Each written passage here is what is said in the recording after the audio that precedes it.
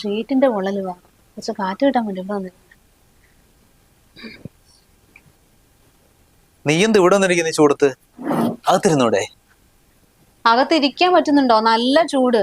ഈ വീട് കെട്ടി അന്ന് വാങ്ങി വെച്ച ഫാനല്ലേ, അതാണെങ്കിൽ കറ കറ കറാൻ സൗണ്ട് മാത്രമുണ്ട്, ഒരു ഇത്തിരി കാറ്റ് കിട്ടുന്നില്ല.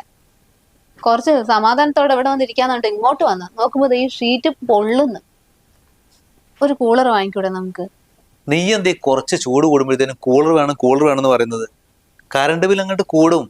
പിന്നെ സമ്പാദിക്കുന്ന മുഴുവനെ കറണ്ട് ബിൽ അടയ്ക്കാനേ ഉണ്ടാവുള്ളൂ. അതെ, നിങ്ങൾക്ക് ഇത് കുറച്ച് ചൂടായി തോന്നുന്നുണ്ടാവും. ഇനി ഏപ്രിൽ മെയ് ആകുമ്പോഴത്തേക്കും ചൂട് അങ്ങോട്ട് കൂടും. കൂളർ കറണ്ട് ബില്ല് കൂട്ടാണെങ്കിൽ ഒരു കാര്യം ചെയ്യാം, ഒരു ഫാൻ വാങ്ങി വെക്കാം. ഇപ്പൊ ഹൗസ് ഓണർ ഈ ഫാൻ ഇവിടെ വെച്ചിട്ട് 10 വർഷമെങ്കിലും ആയിട്ടുണ്ടാവൂലേ, അത് തന്നെ നമ്മൾ ഉപയോഗിക്കാൻ നിർബന്ധമുണ്ടോ? നമുക്ക് മാറ്റി വാങ്ങിക്കൂടെ? അല്ലേ തന്നെ നമ്മൾ ഒരുപാട് പൈസ മാസം മാസം വാടകയായിട്ട് കൊടുക്കണ്ട്. അതും പോരാണ്ട് ഹൗസ് ഓണർ ചോദിക്കുന്നുണ്ട് എന്നോട് പൈസ കൂട്ടി വേണമെന്ന്. അതെന്നെ പിടിച്ചെടുത്തും വാടക എനിക്കറിയുള്ളൂ. അതിന്റെ ഇടയ്ക്ക് അയാൾ ഫിറ്റ് ചെയ്ത എല്ലാ ഫാനും കൂടെ നമ്മൾ മാറ്റിയിട്ടുണ്ടെങ്കിലേ പിറ്റേ ദിവസം പുള്ളിക്കാരൻ ഇവിടെ എത്തും. നിങ്ങളുടെ കയ്യിൽ ഒരുപാട് പൈസ ഉണ്ട്, ഫാനൊക്കെ മാറ്റിയില്ലേ, എനിക്കിനി പൈസ കൂടുതൽ വേണമെന്ന് പറയാം. നീ എടുത്തു കൊടുക്കോ? നിന്റെ കയ്യിലുണ്ടോ പൈസ? എന്ത് പറഞ്ഞാലും ഉണ്ടാവും ഇതുപോലെ 100 ന്യായങ്ങള്. ഞാൻ വരെയൊക്കെ ഒരു ജോലിക്ക് പോയാൽ മതിയായിരുന്നു. എന്നാ പിന്നെ 1, 2, 3 കൂളർ എനിക്ക് വാങ്ങി വെക്കാലോ. ഈ പഴയ ഫാന് മാറ്റിയിട്ട് വാടക കൂട്ടണ്ട, അതിനും സമ്മതിക്കില്ല. എന്നിട്ട് വേണം നിനക്ക് നിന്റെ വീട്ടുകാരെയും കൊണ്ട് പറയിപ്പിക്കാൻ. എനിക്കൊരു കൂളർ വാങ്ങാൻ പോലും ഗതിയില്ല, നീ പണിയെടുത്തുണ്ടാക്കിയ പൈസ കൊണ്ടാണ് ഇവിടെ എല്ലാ കാര്യങ്ങളും നടക്കുന്നതെന്ന്. എടി, ഞാൻ ആരെ മുന്നിൽ വേണമെങ്കിലും താഴും, പക്ഷെ നിന്റെ വീട്ടുകാരെ മുന്നിൽ അതെന്റെ അഭിമാന പ്രശ്നം. ഇതിന് അഭിമാനം എന്നല്ല പറയാം, ദുരഭിമാനം. ഒന്നും ചെയ്യൂല എന്ന് ബാക്കിയുള്ളവരെ കൊണ്ടൊന്നും ചെയ്യിപ്പിക്കൂല. അതിന് ഇവിടെ എന്തിന്റെ കുറവുള്ളത്? കുറച്ച് കാറ്റിന്റെ കുറവ്. നീ കേട്ടിട്ടില്ലേ, ഒരു വഴി അടയുമ്പോ വേറെ 100 വഴികൾ തുറന്നു കിട്ടുന്നു. നിനക്ക് റൂമിലിരിക്കുമ്പോ കാറ്റ് കിട്ടുന്നില്ല, നീ എന്ത് ചെയ്തു? നേരതാ പുറത്ത് വന്നിരുന്നു. ഈ പ്രകൃതിയിൽ നിന്ന് വരുന്ന കാറ്റില്ലേ, ഇതിന്റെ ഒരു ഭംഗി നീ ഒരു 100 കൂളർ വെച്ചാലും ഫാൻ വെച്ചാലും AC വെച്ചാലും നിനക്ക് കിട്ടില്ല. അതിന്റെ സുഖം വേറെ തന്നെയാ മോളെ. നീ ഇവിടെ ഇരിക്കും കുറച്ചു നേരം. ഒന്നും പറയാൻ പറ്റും, എന്ത് പറഞ്ഞാലും ഇങ്ങോട്ട് പഠിപ്പിക്കാൻ പറ്റും. കുറച്ച് കറിവേപ്പിലും മല്ലിയില ഇതും കൊണ്ടുവന്നത് എങ്ങനെ കറി ഉണ്ടാക്കാനാ? നിങ്ങൾക്ക് വേറെ ഒന്നും കിട്ടിയില്ലേ? ഈ ഇലയും താഴെയും കഴിച്ചു കഴിച്ച് മനുഷ്യർ മടുത്തു. എടി, അതൊക്കെയല്ലേ കഴിക്കേണ്ടത്. അതിൽ vitamin C, vitamin D, vitamin B ഇതൊക്കെ ഉണ്ട്. അയണാണ് അത്, ഫുൾ അയൺ. അത് കഴിച്ചാൽ അങ്ങനെ ശരീരം അങ്ങോട്ട് തടിച്ച് വൃത്തിയായി വരും. ഇത് എന്നെ കൊണ്ടൊന്നും പറയിപ്പിക്കരുത്. അയണാണത്ര. ഇവിടെ വന്ന അന്ന് പോലെ ഞാൻ കേൾക്കാൻ തുടങ്ങിയതാ. മടുത്തു മനുഷ്യൻ ഇത് കഴിച്ചിട്ട്. ഈ പച്ചക്കറി വാങ്ങുന്ന കടന്റെ അടുത്ത് മീൻകടയില്ലേ, കുറച്ച് മീന്, ഒരു 1/2 കിലോ മത്തെങ്കിലും നിങ്ങൾക്ക് വാങ്ങിക്കൊണ്ട് വന്നൂടെ? കൊതിയാവുന്ന മനുഷ്യന്. നിന്റെ കൊതി മാറ്റാൻ വേണ്ടിയിട്ടേ എനിക്കിങ്ങനെ ദിവസം മീൻ വാങ്ങിട്ട് വരാൻ പറ്റുന്നില്ല, എന്റെ പോക്കറ്റ് കാലിയാക്കാൻ വേണ്ടിയിട്ട്. എടി, ഞാൻ ചോദിച്ചതാ, എന്താ വില എന്നറിയോ? 800, 600, 700 രൂപയ്ക്കാണ് കിലോയ്ക്ക് വില. ഓഹ്, അടുക്കാൻ പറ്റൂല. പിന്നെ എല്ലാവരും 800, 1000 കൊടുത്തിട്ടാണല്ലോ മീൻ വാങ്ങുന്നത്. എന്റെ വീട്ടിലേക്ക് എന്ത് രസമായിരുന്നു അറിയോ? എന്റെ അച്ഛൻ ഒരു ദിവസം പോലും മീനില്ലാണ്ട് പറ്റില്ല, ഞങ്ങൾ എന്നും മീൻ വാങ്ങും. പിന്നെ ആഴ്ചയിൽ 2-3 ദിവസം ചിക്കനും ഉണ്ടാവും. ഇവിടെ വന്ന പിന്നെ എന്നും ഇല ഇല ഇല, വേറെ ഒന്നും മനുഷ്യർ കഴിക്കാൻ വാങ്ങി തരില്ല. വായിക്ക് രുചിയുള്ള ഭക്ഷണം കഴിച്ചിട്ട് എത്ര ആയെന്ന് അറിയോ? വായിക്ക് രുചിയുള്ള ഭക്ഷണേ നന്നാക്കിയിട്ട് ഉണ്ടാക്കിയാൽ കഴിക്കാൻ പറ്റും. അല്ലെങ്കിൽ ഒരു കാര്യം ചെയ്യും, നിന്റെ അച്ഛനോട് ഇവിടെ ഇങ്ങോട്ട് ഡെയിലി വരാൻ വേണം, ഓരോ കിലോ മീനും തൂക്കിയിട്ട്. മീൻ കറി വേണം ദിവസം. ആയിക്കോട്ടെ, ഞാൻ എന്റെ അച്ഛനോട് പറയാം, അതന്നെ നല്ലത്. ഒരു വാക്ക് വിളിച്ചു പറഞ്ഞാൽ മതി, അച്ഛൻ എത്തൂടെ മീനും ചിക്കനും എല്ലാം ആയിട്ട്. ഞങ്ങളെ കല്യാണം കഴിച്ച് അന്ന് തുടങ്ങിയതാ എല്ലാം ഇങ്ങനെ സാക്രിഫൈസ് സാക്രിഫൈസ് സാക്രിഫൈസ്. മനുഷ്യർ ജീവിതം തന്നെ ഇല്ലാണ്ടായിപ്പോയി, വിഷ്കി വിഷ്കിട്ട്. എന്നെ കല്യാണം കഴിച്ചുകൊണ്ട് നിനക്ക് എന്ത് നഷ്ടം വന്നിട്ടുള്ളത്? ചില ആണുങ്ങളുണ്ട് വെള്ളമടിച്ച് സ്മോക്ക് ചെയ്ത് വീട്ടിലേക്ക് വരുന്നത്. എനിക്ക് അങ്ങനെ എന്തെങ്കിലും ദുശീലങ്ങളുണ്ടോ? ഇല്ലല്ലോ. പൈസക്ക് കുറച്ച് കുറവുണ്ട്, അത് സത്യമാണ്. അത് കുറച്ച് സന്തോഷത്തിന് സമാധാനത്തിന് എന്തെങ്കിലും കുറവുണ്ടോ നിനക്ക് ഇവിടെ? കല്യാണത്തിന് മുമ്പേ നീ നിന്റെ വീട്ടിൽ ഒരു പക്ഷെ വലിയ സംഭവമായിട്ടായിരിക്കും ജീവിച്ചിട്ടുണ്ടാവുക. അതോടത്ത് കല്യാണം കഴിഞ്ഞ് വേറൊരു വീട്ടിലേക്ക് വരുമ്പോൾ ഇവിടെ അങ്ങനെ തന്നെ വേണമെന്ന് പറഞ്ഞാൽ അത് നടന്നോളണമെന്നില്ല. എടി, ഭർത്താക്കന്മാരെ പരിമിതികൾ മനസ്സിലാക്കി ജീവിക്കുന്നതായിരിക്കണം യഥാർത്ഥ ഭാര്യ. അന്ന് ആദ്യം നീ പഠിക്ക് എങ്ങനെയാന്ന്.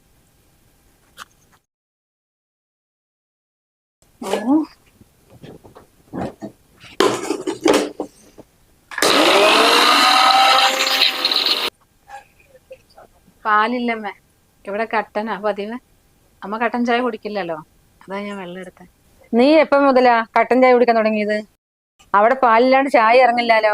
ഇവിടെ പാലൊഴിച്ച ചായ ഏട്ടൻ കുടിക്കില്ല. അതാ. ഉം. ഈ വാടക വീട്ടിൽ നിന്ന് ഇനി മാറാനായിട്ടില്ല.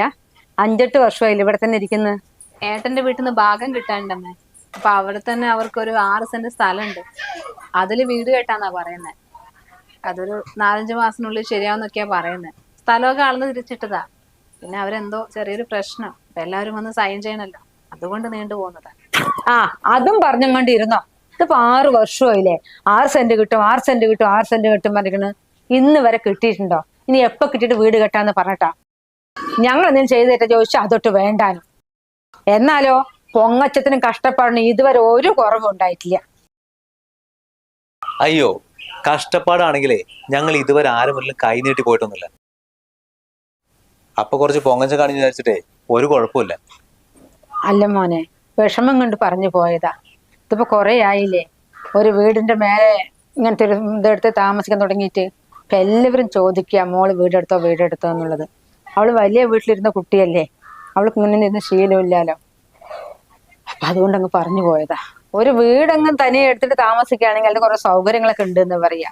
ഇത് ഒരു വീടിന്റെ മേലെ ഒരു വീട് വാടകയ്ക്ക് എടുത്തിട്ട് താമസിക്കാന്ന് വെച്ചാൽ അവിടെ എന്ത് സൗകര്യം ഞങ്ങൾക്ക് ഇവിടെ ഉള്ളത്? അതൊന്നും ഓർത്തിട്ടേ എന്റെ ഭാര്യ വീട്ടുകാർ ടെൻഷൻ അടിക്കൊന്നും വേണ്ട. ഞാൻ നിങ്ങളെ മോളെ പൊന്നു പോലെ നോക്കുന്നില്ലേ, പിന്നെന്താ കുഴപ്പം? ഇത് അപ്പുറത്തെ രാജേഷിന്റെ 2 നില വീടാ, കാറും കുറെ പൈസയുണ്ട്. ഇതൊക്കെ ഉണ്ടായിട്ട് എന്താ കാര്യം? ഡെയിലി അവക്കിട്ട് അടിയാ. ഇതന്നെ അവിടുത്തെ സ്ഥിരം പരിപാടി. ഞാനിവിടെ അങ്ങനൊന്നും ചെയ്യുന്നില്ലല്ലോ. ഒരുപാട് പൈസ ഉണ്ടായിട്ട് വലിയ കാര്യമൊന്നുമില്ല. മോളെ ഭർത്താവിനെ നല്ല സ്വഭാവം ഉണ്ടോന്നാ നോക്കണ്ടത്. അതെന്തായാലും എനിക്കുണ്ട്, ഇല്ലടി. പിന്നെ വീടിന്റെ കാര്യം അന്തസ്സായിട്ട് എനിക്ക് എന്റെ വീട്ടിൽ 6 സെന്റ് സ്ഥലം മാറ്റി വെച്ചിട്ടുണ്ട്. ഒരു 4-5 മാസത്തിൽ ഞങ്ങളൊരു വീട് കെട്ടി അങ്ങോട്ട് മാറും. ഹൗസ് വാമിംഗ് ഉണ്ടാവും. ക്ഷണിക്ക, എല്ലാരും വരണം. എന്തായാലും വന്ന സ്ഥിതിക്ക് വയനാട് നിന്ന് കൊണ്ടുവന്ന നല്ല കാപ്പിപ്പൊടി ഉണ്ട്, അതിട്ടൊരു കാപ്പി ഉണ്ടാക്കി കൊടുക്കുക, കുടിച്ചിട്ട് പോട്ടെ. ഈ സാധനമേ നിങ്ങളുടെ സിറ്റിത്തെ ബംഗ്ലാവിൻ്റെ ഉള്ളിലൊന്നും കിട്ടുമെന്നല്ലോ. അതൊക്കെ ഞങ്ങളുടെ നാട്ടിൻപുറത്തേ കിട്ടുള്ളൂ. വേണേ കുറച്ച് കൊടുത്തു വിട്ടോ.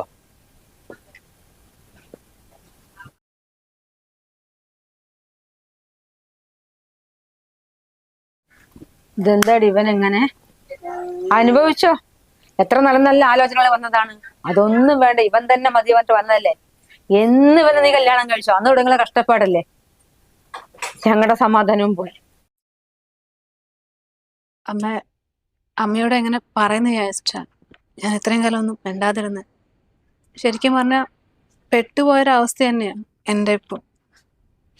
മൂപ്പരോട് എനിക്ക് ഒന്നും പറയാൻ പറ്റില്ല. എന്തെങ്കിലും പറഞ്ഞാൽ ഞാൻ നിന്നെ അങ്ങനെ സ്നേഹിക്കുന്നില്ലേ, പിന്നെ എന്താ കുറവെന്ന്. മൂപ്പർക്ക് എന്താണ് ഇഷ്ടം അത് മാത്രമേ ചെയ്യാൻ പറ്റൂ. എനിക്കറിയില്ല എന്താ ചെയ്യാന്ന്. വീട് ഞങ്ങളാക്കി തരട്ടെ? അല്ലമ്മേ, അത് സമ്മതിക്കുമെന്ന് അറിയില്ല. ഞാൻ ചോദിച്ചു നോക്കട്ടെ. നീ ചോദിച്ചിട്ട് പറയ്.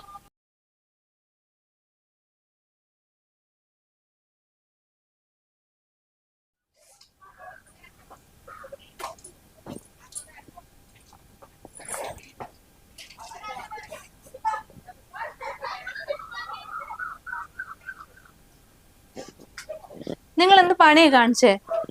വീട്ടിൽ വന്നവരോട് കുറച്ച് മര്യാദയ്ക്ക് പെരുമാറാൻ അറിയില്ല ഒരുമാതിരി. ഓ പിന്നെ, ഇംഗ്ലണ്ടിൽ നിന്ന് വലിയ രാജ്ഞിയല്ലേ വന്നിട്ട് പോയത്. എടി നിന്റെ അമ്മയല്ലേ, അല്ലാണ്ട് വേറെ ആരും അല്ലല്ലോ. അത്രയൊക്കെ തന്നെ ധാരാളം. എന്റെ അമ്മ നിങ്ങളോട് സഹായമായിരുന്നു വന്നോന്നല്ലല്ലോ ഇങ്ങനെ പെരുമാറാൻ വേണ്ടിയിട്ട്. എന്നെ കാണാൻ വേണ്ടി വന്നതല്ലേ. വേറെ ഒന്നും നോക്കണ്ട. നിങ്ങളെക്കാളും പ്രായത്തിന് മൂത്തതല്ലേ, ആ ഒരു ബഹുമാനെങ്കിലും കൊടുത്തൂടെ? ഒന്ന് നിർത്തടി, അല്ലെങ്കിൽ നിന്റെ അമ്മയ്ക്ക് കുറച്ച് അഹങ്കാരം കൂടുതലാ. നിങ്ങൾക്ക് കുറച്ച് പൈസ ഉണ്ട്, ഞങ്ങൾക്ക് അത് കുറഞ്ഞു പോയി. ആ ഒരു ചിന്ത നിന്റെ അമ്മേന്റെ മനസ്സിൽ എപ്പോഴും. അപ്പൊ ഞാൻ കുറച്ചുകൂടെ ബഹുമാനം കൊടുത്തിട്ടുണ്ടെങ്കിലേ അങ്ങ് തോള് കയറി നിരങ്ങാൻ നിൽക്കും. അതുകൊണ്ട് തന്നെയാടി ഞാൻ നിന്റെ അമ്മയ്ക്ക് 5 പൈസന്റെ വില കൊടുക്കാണ്ട് പെരുമാറിയത്. അവർക്ക് തോന്നണം എന്റെ മുന്നിലേ അവരൊന്നും ഒന്നുമല്ല എന്ന്. നീയും അമ്മേന്റെ മോൾ തന്നെയല്ലേ. നിന്റെ വീട്ടുകാർ കുറച്ച് വില കൊടുക്കുന്നുണ്ടെങ്കിൽ നിനക്കും കുറച്ച് ആൾക്കങ്ങോട്ട് കൂടും. പിന്നെ നിന്നെയും പിടിച്ചാൽ കിട്ടില്ല. അതുകൊണ്ട് ഇത്രയൊക്കെ മതി തൽക്കാലം, നിന്റെ വീട്ടുകാർക്ക് നിനക്കും.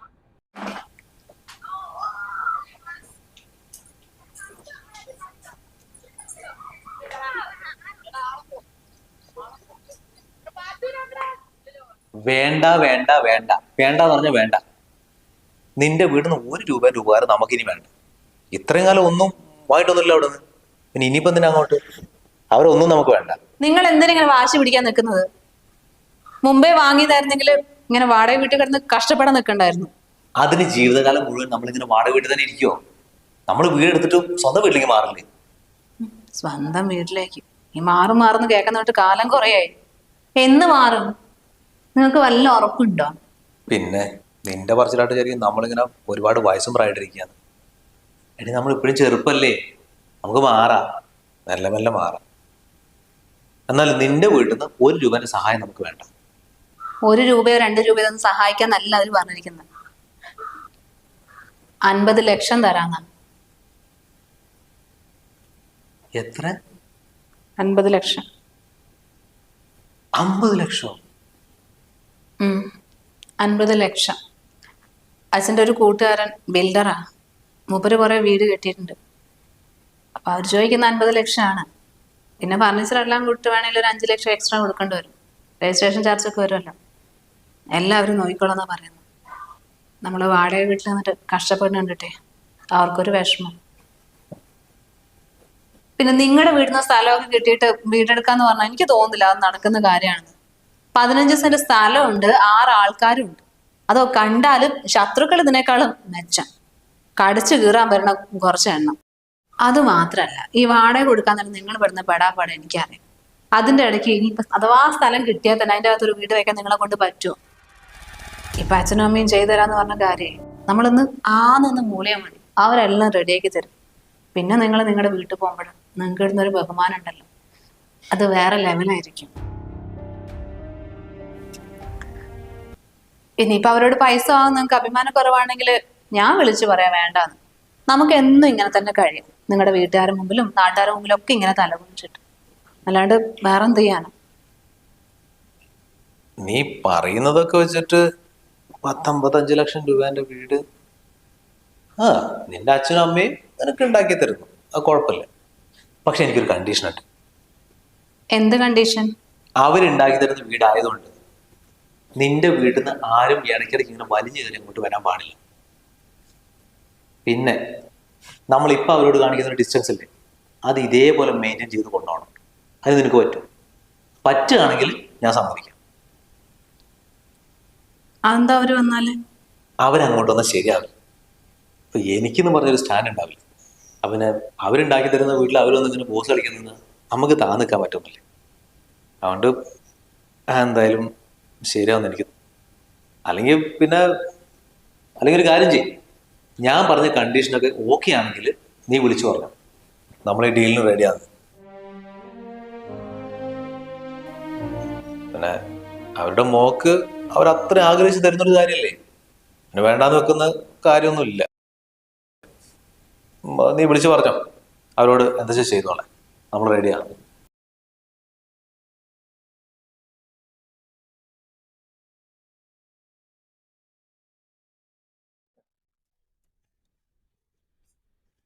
എന്താ മണം! എത്ര കാലം ഇതുപോലൊരു ചിക്കൻ കറി സ്വന്തം കൈകൊണ്ട് ഉണ്ടായി കഴിച്ചിട്ട്.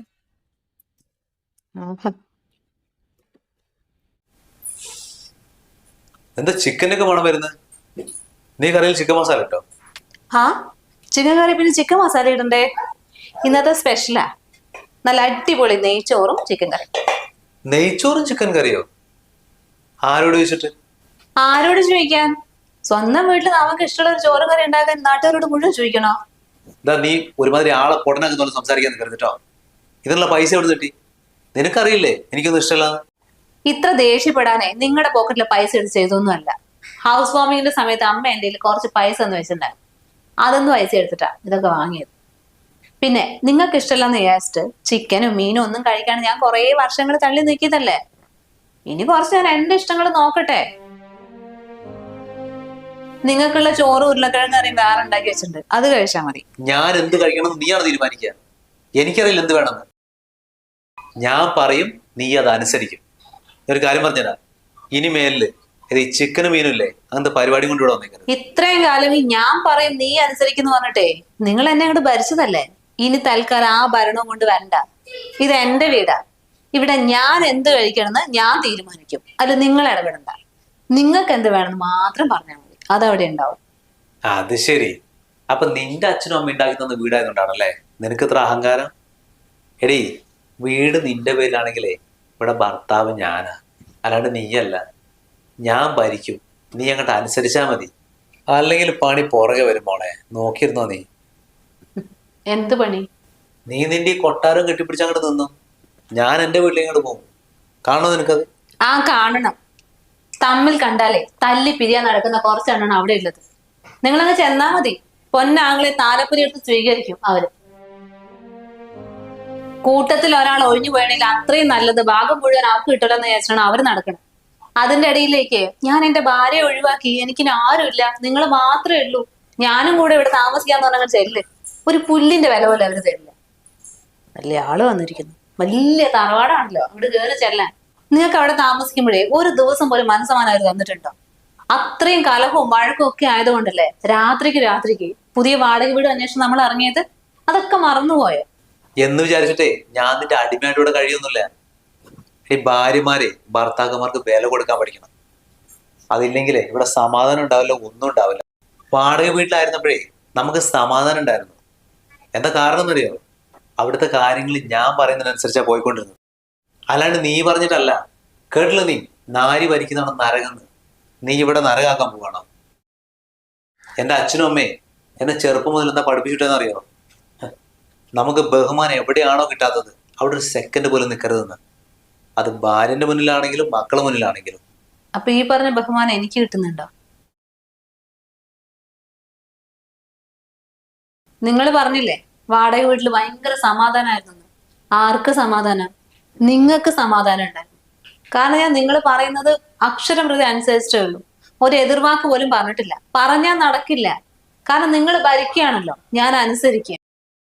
നിങ്ങൾക്ക് സന്തോഷവും സമാധാനവും ഒക്കെ ഉണ്ടെന്നല്ലാണ്ട് ഞാൻ സന്തോഷവതിയാണെന്ന് നിങ്ങൾ എപ്പോഴെങ്കിലും ചിന്തിച്ചിട്ടുണ്ടോ? ഇപ്പൊ ഇവിടെ ഒരു ചെറിയ കാര്യം ഉണ്ടായിട്ടുള്ളൂ. എനിക്കിഷ്ടമുള്ള ഭക്ഷണം ഞാൻ ഉണ്ടാക്കി, പക്ഷെ നിങ്ങൾക്ക് ചിക്കനും മീനും ഒന്നും കഴിക്കാൻ ഇഷ്ടമാണ്. അതുകൊണ്ട് ഞാനും കഴിക്കാൻ പാടില്ല. അപ്പൊ നിങ്ങളുടെ ഇഷ്ടത്തിന് വിരുദ്ധമായിട്ട് ഞാൻ ഒരു കാര്യം ചെയ്തു. അപ്പോഴത്തേക്കും അത് ഭയങ്കര ബഹുമാനക്കുറവായി, അഹങ്കാരമായി, നാരി ഭരിക്കുന്നിടം നരകമായി. നിങ്ങൾ എന്താ പറഞ്ഞേ? നീ അധികം കഴിച്ചിട്ടുണ്ടെങ്കിൽ ഇവിടുന്ന് ഇറങ്ങിപ്പോവും, പണി പുറകെ വരുന്നു. ഇതുപോലെ പലവട്ടം എനിക്കും തോന്നിയിട്ടുണ്ട്, എല്ലാം മതിയാക്കിയിട്ട് ഇറങ്ങി പോണെന്ന്, ബഹുമാനം ഇല്ലാത്തടത്ത് നിൽക്കണ്ടെന്ന്. പിന്നെ എല്ലാം സഹിച്ചും പുറത്തും കൂടെ നിന്നതേ നിങ്ങളോട് എനിക്ക് ആത്മാർത്ഥ സ്നേഹം ഉള്ളത് കൊണ്ടാണ്. ഞാനും പോയി കഴിഞ്ഞാൽ ഈ ലോകത്ത് നിങ്ങളെ സ്നേഹിക്കാൻ ആരും ഇല്ലാന്ന് തിരിച്ചറിവുള്ളത് കൊണ്ട്.